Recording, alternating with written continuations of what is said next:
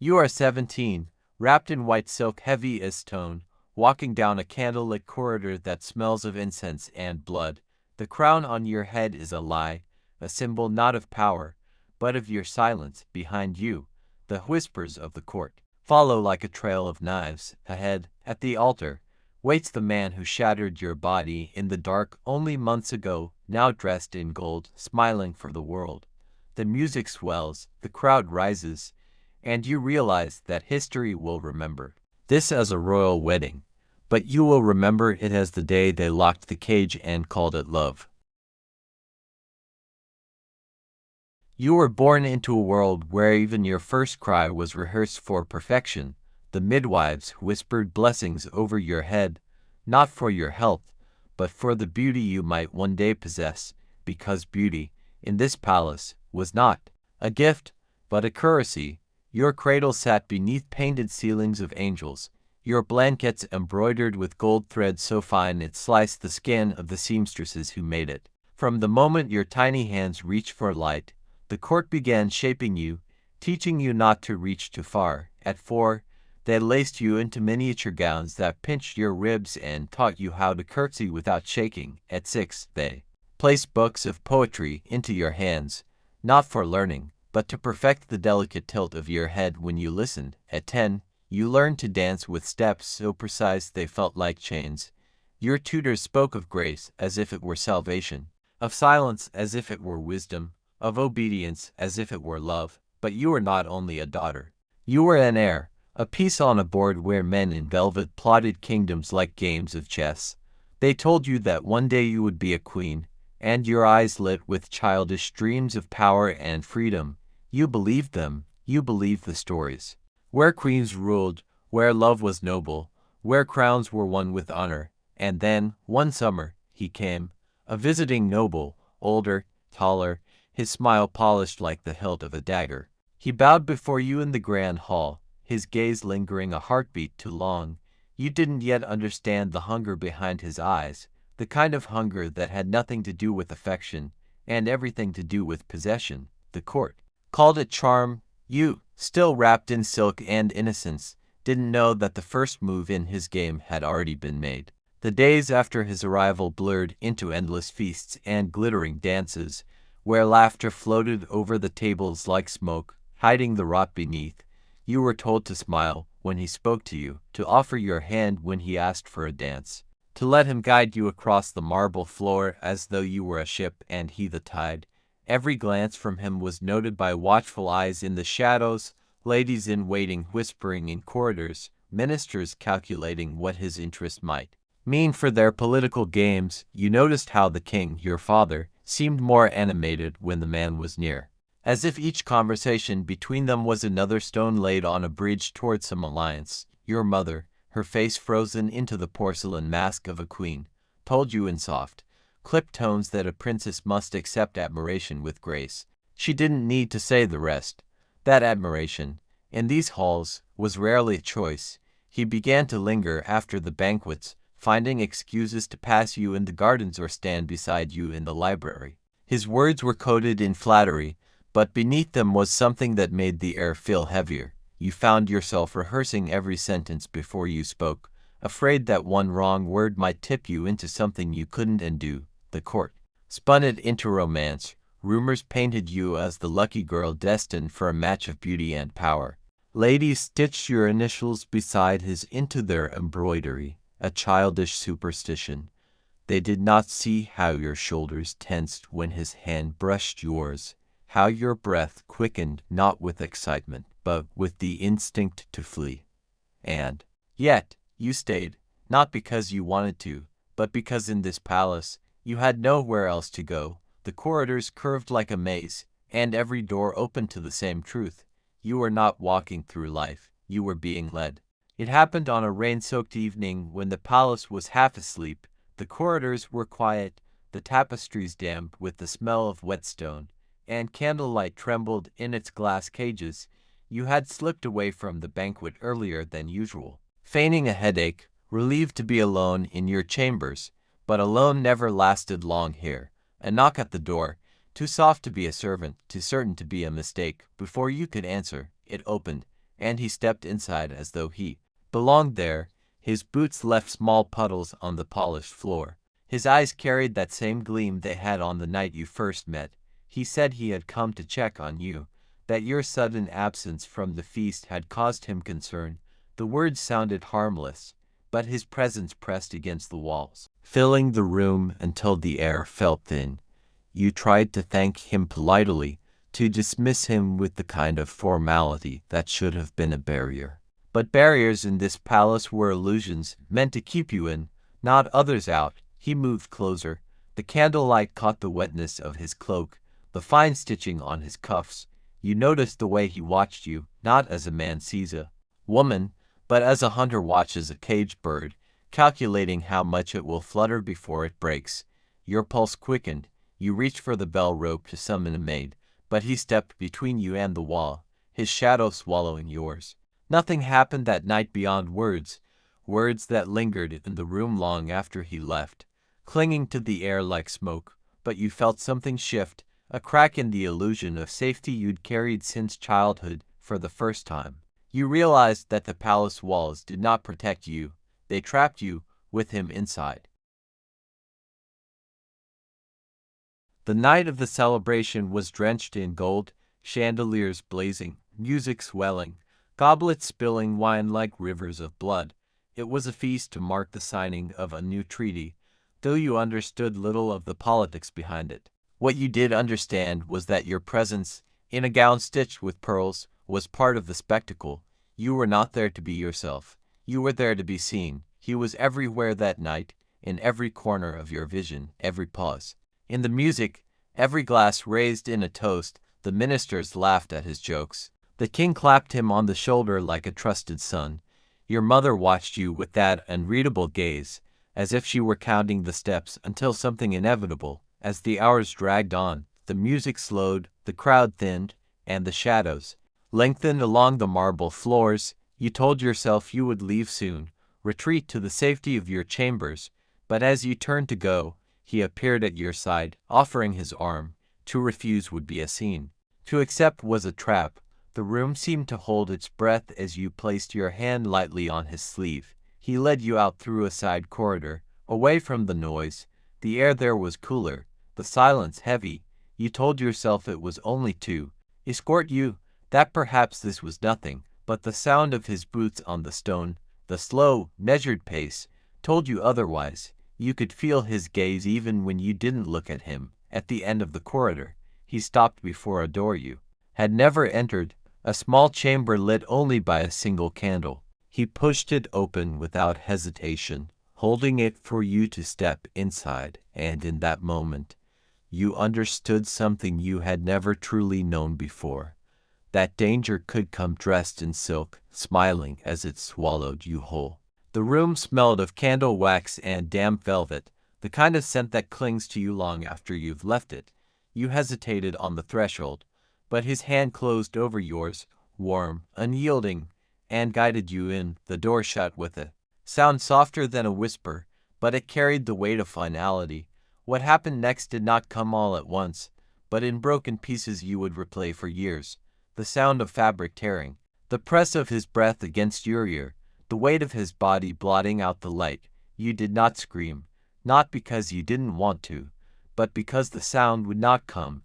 Your voice felt trapped somewhere deep inside, locked away by the shock and the knowledge that no one would burst through the door to save you. When it was over, he straightened his cuffs as if brushing dust from them. He looked at you, not with guilt, but with the casual satisfaction of a man who has taken what he believes is already his. "We'll see each other again," he said, as though it were a promise, and then he left, closing the door with the same care as if he were leaving a chapel.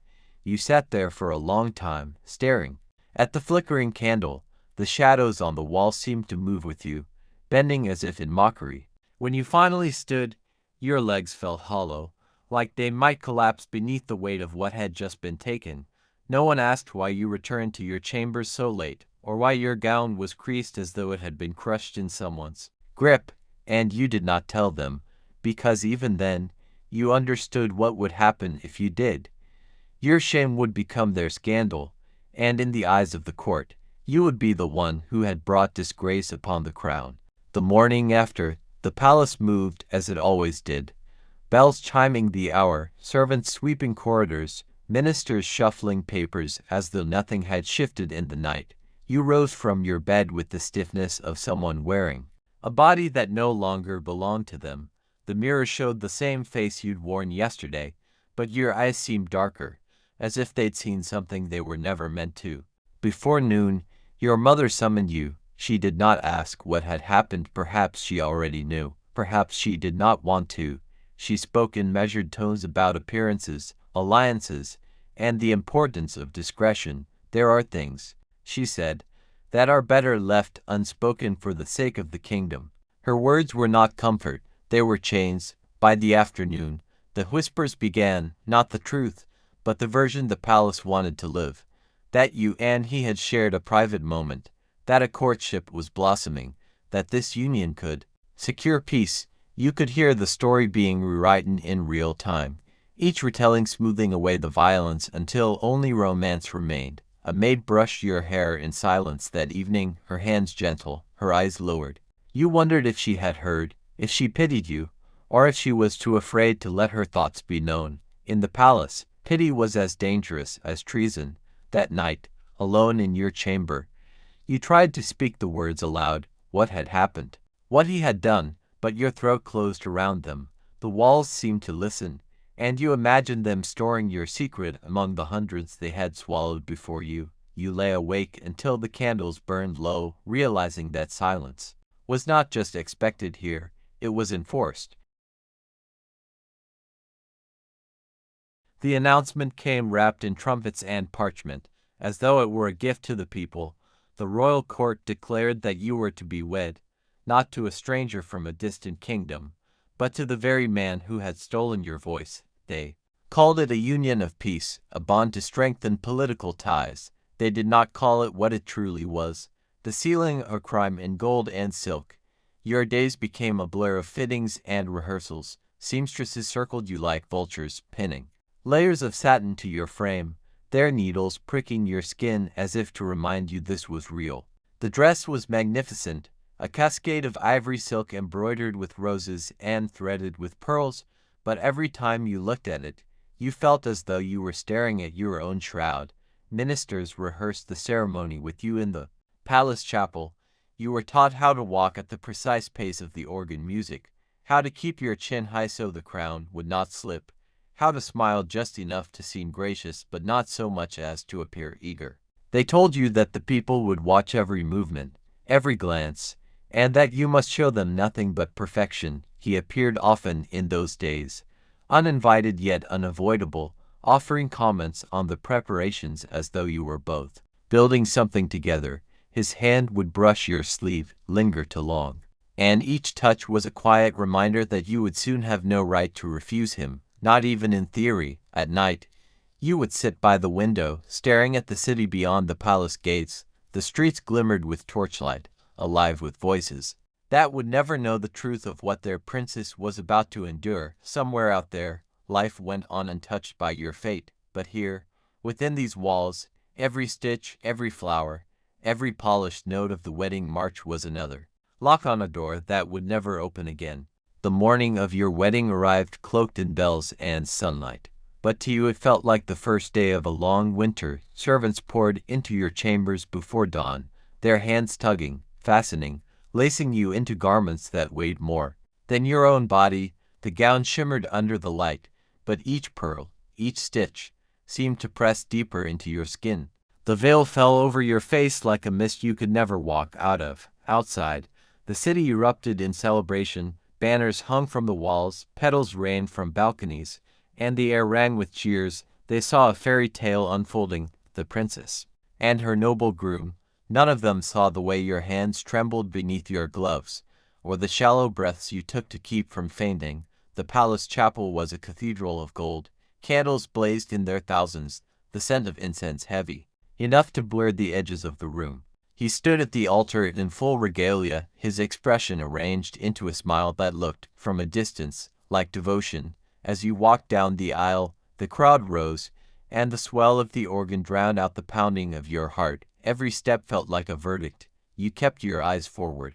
Though you could feel the gaze of the court upon you, measuring, judging, approving, the vows were spoken in a language older than the stones beneath your feet, words meant to bind souls but here used to chain you to him. When he took your hand, the crowd sighed as if witnessing love. You felt only the closing of a door somewhere deep inside yourself.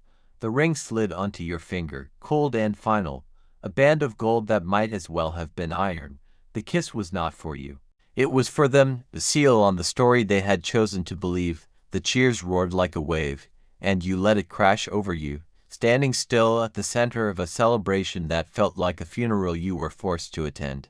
The banquet seemed endless, a parade of silver platters and hollow toasts, laughter that rang too loudly in the vaulted hall. You sat beside him at the high table, smiling when required, nodding at words you barely heard. Each time his hand rested on yours for the benefit of the watching court, it felt less like a touch and more like a claim. The wine was sweet, but it burned all the way down, pooling heavy in your stomach. When at last the feast ended, the hall emptied in a flurry of music and perfume. Guests drifted away, their part in the spectacle complete. The corridors grew quieter with each step you took toward the chambers prepared for you both. Servants moved ahead, lighting the way with trembling hands, leaving a trail of flickering gold on the stone walls. Inside the bridal chamber, the air was warm with the scent of roses and beeswax. The bed was an ocean of white linen and embroidery, the canopy heavy with silks that shimmered like water. The door closed behind you with a sound that felt final. You could hear the faint shuffle of the guards outside, ensuring that privacy was preserved, not for your comfort, but for the preservation of the marriage they had staged. He approached slowly, as though savoring the moment, unfastening his cloak with the ease of a man unwrapping a gift he had long awaited. The room seemed to shrink, the shadows bending toward you. You remembered the candlelit chamber from months before, the same feeling of air being pulled from your lungs. There were no vows here, no music, no crowd to watch, only the truth that nothing had changed, except now there was no escape left to imagine. You turned your gaze to the carved ceiling above the bed, tracing the lines of angels and vines, willing your mind to go somewhere else, anywhere else, as the night began again. In the months after the wedding, your world settled into a rhythm that felt less like life and more like captivity disguised as ceremony. You were now a queen in name, but the title was an ornament, something polished for display, never meant to be touched. The crown sat on your head during council meetings, coronations, and public audiences, yet it felt no lighter than the weight in your chest. The court praised your composure, your elegance, the way you stood beside your husband, as if the two of you were carved from the same unshakable stone. They did not see the invisible lines you had drawn in the air between you and him, or the way you counted every step he took in your direction. Your days were filled with banquets, charity visits, and audiences with foreign dignitaries, all carefully orchestrated to present an image of harmony. At night, the palace became quieter, but not safer. You learned to move through its labyrinthine corridors without being seen, memorizing routes to hidden balconies where the air was cold and free. You found solace in small rituals, the way the moonlight fell across your desk, the scent of ink as you wrote letters you would never send, the steady rhythm of your breathing as you sat alone in the dark. You began to understand the subtle language. A survival here, a glance could be a warning, a silence could be an agreement, a touch of a hand on your arm could mean alliance or betrayal. There were other women in the court whose smiles hid stories like yours. You recognized them by the way they looked at you, as if they were reading the same book in different chapters. And through it all, you never forgot, not the night in the candlelit room, not the wedding that was a sentence rather than a vow. The memory was a blade you kept hidden, not to harm yourself, but to remind you that the world behind these gilded walls was built on lies, and that one day, if the chance came, you would find a way to cut through them. It began with the smallest acts, so subtle no one could name them treason. You started altering the seating arrangements at banquets, placing allies beside enemies, forcing conversations that shifted the balance of power. You sent gifts to the wives of powerful men, not to their husbands, knowing the gratitude would be remembered where it mattered most, in public. You played the role they had written for you, the loyal wife, the gracious queen, the silent partner in the kingdom's glory, but in the spaces between ceremonies, you listened. You learned which ministers spoke too freely after wine, which servants overheard more than they should, which noble women nursed grudges sharp enough to cut.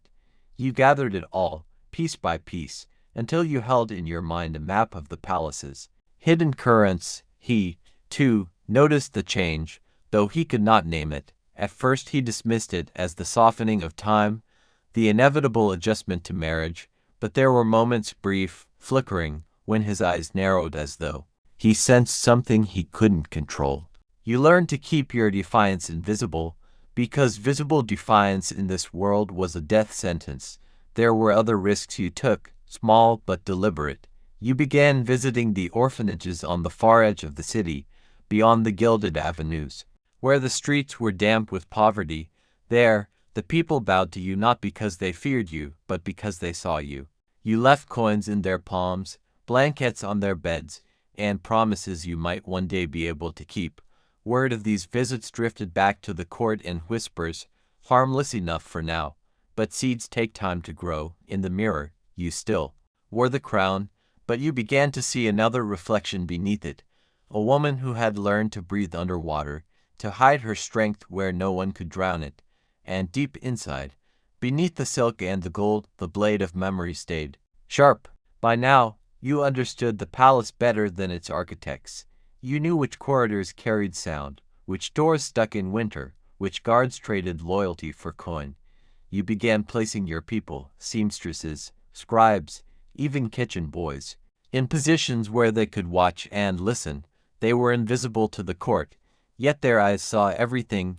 Each tidbit they brought you was another thread in the quiet tapestry you wove behind the throne. You never challenged him openly. That would have been foolish. Instead, you became indispensable. You soothed disputes before they reached his ears, managed the tempers of foreign envoys, and kept the royal household running with a precision he mistook for devotion. But every decision was deliberate, every favor called in, every kindness extended, all of it building a network that owed loyalty not to the crown, but to you and the people. They began to speak of you differently, not just as the queen, but as their queen. They whispered that you remembered their names, their sorrows, their dead, that you kept your promises, even the ones made in passing. They didn't see the strategy in it, only the compassion, and that was exactly how you wanted it. He grew older, slower, but his pride never softened. There were days he still looked at you with that same sharpness as in the early years, as though he sensed something just out of reach. Perhaps he did. But the genius of your defiance was that it could not be proven. Even in private, you left no trace, only the ghost of a smile, the softness of a voice, the impression of loyalty so complete that doubt itself became his weakness. By the time his health began to fail, the court no longer revolved solely around him. Without proclamation or decree, the balance had shifted. The lines of influence that once flowed to his chair now curved toward yours, and though you had never raised a sword, you had done what few dared dream. You had claimed a kingdom without ever taking the crown from his head.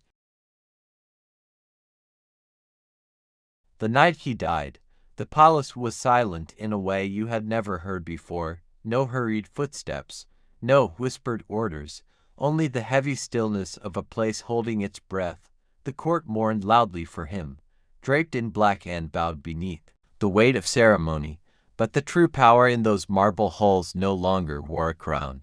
You moved among them slowly, offering comfort, accepting condolences, your face composed in the perfect mask of grief. Yet beneath the veil, your mind was steady. Every thread you had spun over the years now formed an unbreakable web. Every voice that mattered spoke your name with deference. And though history would write his reign in gold and blood, those who lived through it knew the truth, that the kingdom had long been guided by quieter hands. You had survived not by submission, but by patience, carving your place in the world without ever drawing the blade they expected.